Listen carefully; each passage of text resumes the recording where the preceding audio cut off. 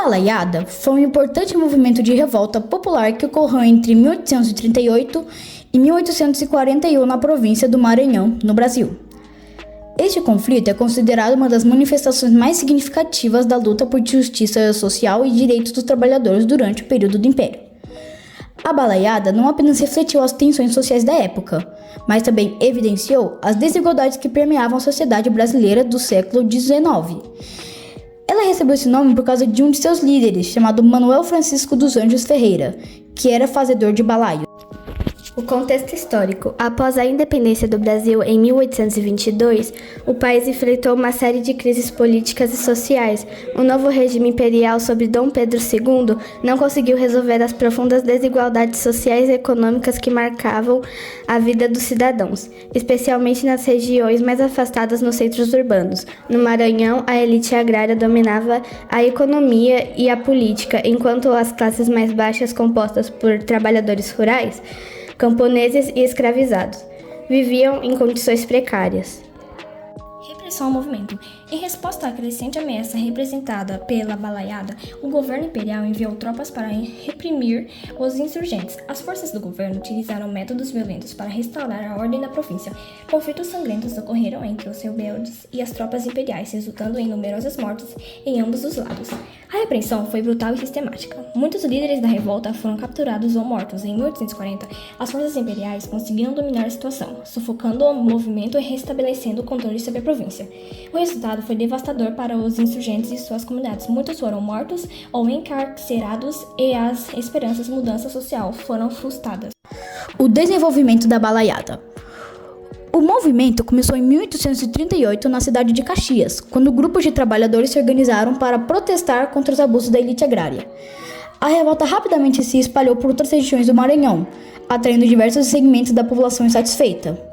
Os líderes da Balaiada, como Manuel Francisco dos Anjos Ferreira, conhecido como Casuzinho, mobilizaram os camponeses e escravizados em uma luta armada contra as forças do governo. Os insurgentes utilizavam táticas guerrilheiras e se organizavam em pequenos grupos para atacar os latifundiários e suas propriedades. A revolta ganhou força à medida que mais pessoas se uniam à causa, incluindo aquelas que eram tradicionalmente apolíticas ou indiferentes às questões sociais. A Balaiada se tornou um símbolo de resistência contra a opressão. Legado da Balaiada. Apesar da repressão violenta à Balaiada, o movimento deixou um legado duradouro na história do Brasil. Ele destacou as profundas desigualdades sociais existentes no país e evidenciou a luta das classes populares por direitos básicos e dignidade.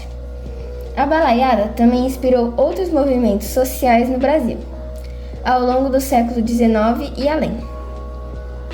A história da Balaiada é frequentemente relembrada em estudos sobre resistência popular no Brasil. Ela serve como um exemplo da luta contínua por justiça social em face da opressão e inequidade. Além disso, o movimento é um marco importante na história das lutas pela liberdade dos escravizados e pela autonomia dos trabalhadores rurais. Em resumo, a Balaiada foi muito mais do que uma revolta local.